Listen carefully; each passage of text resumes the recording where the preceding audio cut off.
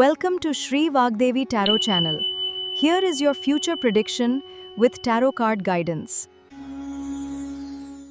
ನಮಸ್ತೆ. ಮಹಾವಿದ್ಯಾ ಬಂದಿದೆ. ಸಾಕಷ್ಟು ದೊಡ್ಡ ಮಟ್ಟದಲ್ಲಿ ಏನೋ ಒಂದು ವಿದ್ಯೆನ ಕಲಿತೀರಾ ಅನ್ನುವಂಥದ್ದು ಇದೆ. ಅದರಿಂದ ಸಾಕಷ್ಟು ಒಳಿತಾಗುತ್ತೆ ಅನ್ನುವಂಥದ್ದು ಕೂಡ ಇದೆ. ನಿಮ್ಮ ಕುಂಡಲಿನಿ ಶಕ್ತಿನ ಜಾಗೃತ ಮಾಡ್ಕೊಳ್ಳಿ ಅನ್ನುವಂಥದ್ದು ಇದೆ. ಜೊತೆಗೆ ಕೆಲವರಿಗೆ ಮದುವೆ ಆದಮೇಲೆ ಹೆಚ್ಚಿನ ಅಧಿಕಾರ ಲಾಭ ಬರುವಂಥ ಸಾಧ್ಯತೆಗಳು ಕೂಡ ಹೆಚ್ಚಾಗಿ ಕಾಣಿಸ್ತಾ ಇದೆ. ಒಂದಷ್ಟು ಪ್ರಯೋಗಗಳು ಸ್ಮಶಾನದಲ್ಲಿ ಮಾಡಿದ್ದಾರೆ, ಅದ್ರ ಬಗ್ಗೆ ಹೆಚ್ಚಿನ ಎಚ್ಚರಿಕೆನ ವಹಿಸಿ ಅನ್ನುವಂಥದ್ದು ಇದೆ. ಸ್ಮಶಾನದಲ್ಲಿ ನಡೆದಿರುವಂಥ ತೊಂದರೆಗಳು ಅಥವಾ ಪ್ರಯೋಗಗಳು ಏನಿದೆ ಅದಕ್ಕೆ ಎಸ್ಪೆಷಲಿ ಮ್ಯಾರೇಜ್ ವಿಚಾರವಾಗಿ ಮಾಡಿರಬಹುದು ಅಥವಾ ಒಂದಷ್ಟು ರಾಜಕೀಯವಾಗಿ ಕೂಡ ಕಾಣಿಸ್ತಾ ಇದೆ. ಇನ್ನು ಕೆಲವರಿಗೆ ತಮ್ಮನ್ನು ಪಡ್ಕೊಳ್ಬೇಕು ಅಥವಾ ನಿಮ್ಮನ್ನು ಪಡ್ಕೊಳ್ಬೇಕು ಅಥವಾ ನೀವು ಅವರನ್ನು ಪಡ್ಕೊಳ್ಬೇಕು ಅನ್ನುವಂಥ ಎನರ್ಜಿಲೂ ಕೂಡ ಮಾಡ್ತಿರುವಂಥದ್ದು ಇದೆ. ಇಲ್ಲಿ ವೈಸ್ ವರ್ಸ ಎನರ್ಜಿ ಇರೋದ್ರಿಂದ ಸೊ ಆ ಥರದ್ದು ಇದೆ. ಎಲ್ಲೋ ಒಂದು ಕಡೆ ಶಾಂತತೆಗೆ ತಾಯಿನ ಕರ್ಕೊಂಬರ್ಬೇಕು ಅನ್ನುವಂಥದ್ದು ಇದೆ. ಧರ್ಮ ಅಧರ್ಮಗಳ ನಡುವೆ ಧರ್ಮನ ಆಯ್ಕೆ ಮಾಡ್ಕೊಳ್ಳಿ ಅನ್ನುವಂಥದ್ದು ಕೂಡ ಇದೆ. ಸೊ ಧರ್ಮದ ಹಾದಿಯಲ್ಲಿ ನಡೆದಿದ್ದೆ ಆದರೆ ಸೌಮ್ಯ ರೂಪಿ ತಾಯಿನ ನೀವು ನೋಡ್ಬೋದು. ಎಲ್ಲ ಭಾವನೆಗಳನ್ನೂ ಎಲ್ಲ ಭಾವರೋಗಗಳನ್ನೂ ಪರಿಹಾರ ಮಾಡುವಂಥ ಭವತಾರಿಣಿ ಇದ್ದಾಳೆ. ಹಾಗಾಗಿ ಆ ತಾಯಿ ಎಲ್ಲ ರೀತಿಯ ವ್ಯಾಧಿಗಳನ್ನೂ ಕೂಡ ಚಿಕಿತ್ಸೆ ಕೊಡ್ತಾಳೆ. ನಿಮ್ಗೇನು ಸಮಸ್ಯೆ ಆಗಿದೆ ಆ ದೇವಿಲಿ ನೀವು ಪ್ರಾರ್ಥನೆಯನ್ನು ಮಾಡಿ ಅದರಿಂದ ನಿಮಗೆ ಹೆಚ್ಚಿನ ಅನುಕೂಲ ಆಗುವಂಥದ್ದು ಮತ್ತು ಒಂದಷ್ಟು ಪರಿಹಾರಗಳು ಕೂಡ ನಿಮಗೆ ಸಿಗುತ್ತೆ. ಆ ತಾಯಿಯ ಆಶೀರ್ವಾದ ಇದೆ ಅನ್ನುವಂಥದ್ದು ಇದೆ. ಎಸ್ಪೆಷಲಿ ಒಂದು ವಿಶೇಷವಾದಂಥ ಹಾರಕ್ಕೆ ಸಂಬಂಧಪಟ್ಟಂತೆ ಏನೋ ಮಾಹಿತಿ ಇದೆ ಇಲ್ಲಿ. ಆ ಹಾರನ ದೇವಿ ಕೊರಳಿಗೆ ಹಾಕಿ ಪೂಜೆ ಮಾಡಿಸಿ ಅದನ್ನು ನಿಮ್ಮ ಕೊರಳಿಗೆ ಹಾಕಿಸ್ಕೊಂಡು ಬನ್ನಿ.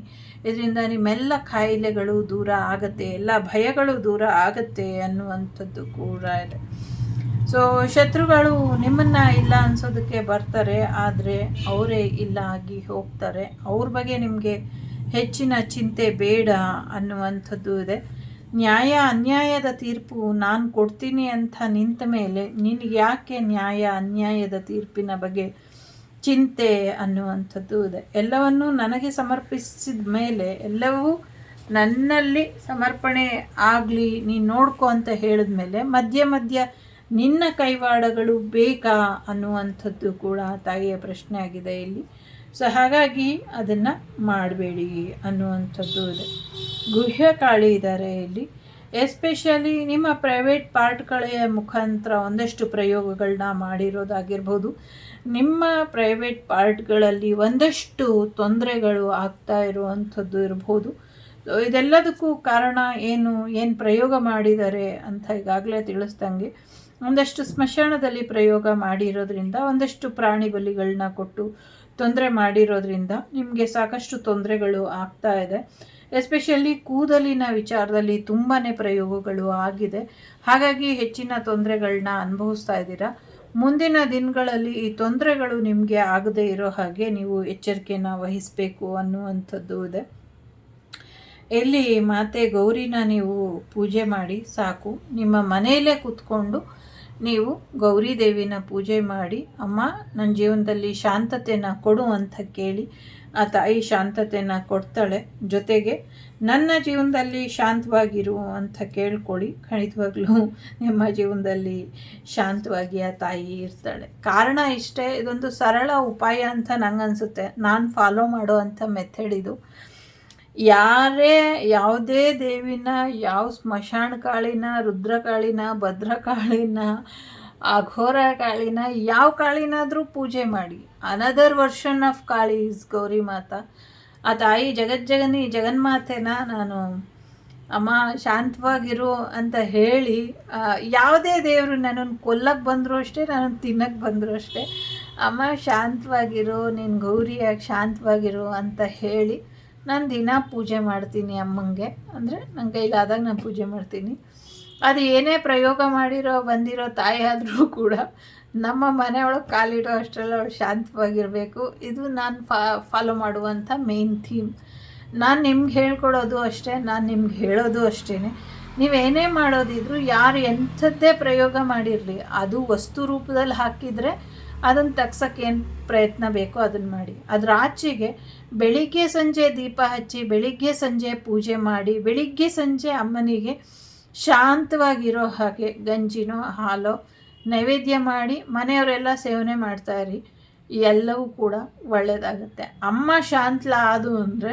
ಶಾಂತವಾಗಿದ್ಲು ಅಂದರೆ ಜಗತ್ತಿನ ಯಾವುದೇ ಮೂಲೆಯಲ್ಲಿ ಕೂತ್ಕೊಂಡು ಏನೇ ಪ್ರಯೋಗ ಮಾಡಿದ್ರು ಅದು ಶಾಂತ ರೀತಿಲೇ ಶಾಂತವಾಗತ್ತೆ ಅಂತ ನಾನು ನಂಬಿದ್ದೀನಿ. ನಾನು ಅದನ್ನೇ ಫಾಲೋ ಮಾಡೋದು. ಸೊ ನೀವಿವಾಗ ಈ ಥರ ಸ್ಮಶಾನದಲ್ಲಿ ಪ್ರಯೋಗಗಳು, ನಿಮ್ಮ ಪ್ರೈವೇಟ್ ಪಾರ್ಟಲ್ಲಿ ಪ್ರಯೋಗಗಳು ಇದೆಲ್ಲ ಕೇಳಿ ಹೆದರ್ಕೊಳ್ಳೋ ಅಂಥ ಅಗತ್ಯ ಇಲ್ಲ. ಒಂದು ಸತಿ ಅಮ್ಮನಿಗೆ ನಾವು ಸರೆಂಡರ್ ಆದ್ವಿ, ಅಮ್ಮನಿಗೆ ನಾವು ಕೊಟ್ವಿ ಅಂದರೆ ಅದು ಅಷ್ಟೇ, ಅದು ಅಲ್ಲಿಗೆ ಬಿಟ್ಬಿಡಿ, ಅಮ್ಮ ನೋಡ್ಕೊಳ್ತಾಳೆ ಅನ್ನುವಂಥದ್ದು ಇದೆ. ನ್ಯಾಯ ಅನ್ಯಾಯ ತಾಯಿ ಕೊಡ್ತಾಳೆ. ಯಾರನ್ನು ಚೆಂಡಾಡಬೇಕು, ಯಾರನ್ನು ಕಾಪಾಡಬೇಕು ಅದನ್ನು ಅಮ್ಮ ನೋಡ್ತಾಳೆ. ಮೊದಲೇ ಬಂದಿದ್ದೆ ಧರ್ಮ ಕಾಳಿ ಅಂತ. ಸೊ ಹಾಗಾಗಿ ಧರ್ಮದ ಹಾದಿಯಲ್ಲಿ ನೀವಿದ್ರೆ ಸಾಕು. ಅಧರ್ಮೀಯರನ್ನ ಹೇಗೆ ಮಟ್ಟ ಹಾಕಬೇಕು ಇದನ್ನು ತಾಯಿ ನೋಡ್ಕೊಳ್ತಾಳೆ ಅನ್ನುವಂಥದ್ದು ಇದೆ. ಸೊ ಒಳ್ಳೆಯದಾಗಲಿ ನಿಮ್ಮೆಲ್ಲರಿಗೂ. ಸೊ ಇನ್ನೂ ಹೆಚ್ಚು ಸುಖ ಶಾಂತಿ ನೆಮ್ಮದಿ ನಿಮಗೆ ಸಿಗಲಿ ಅಂತ ಹಾರೈಸ್ತೀನಿ. ಟೇಕ್ ಕೇರ್, ಬಾಯ್, ನಮಸ್ತೆ.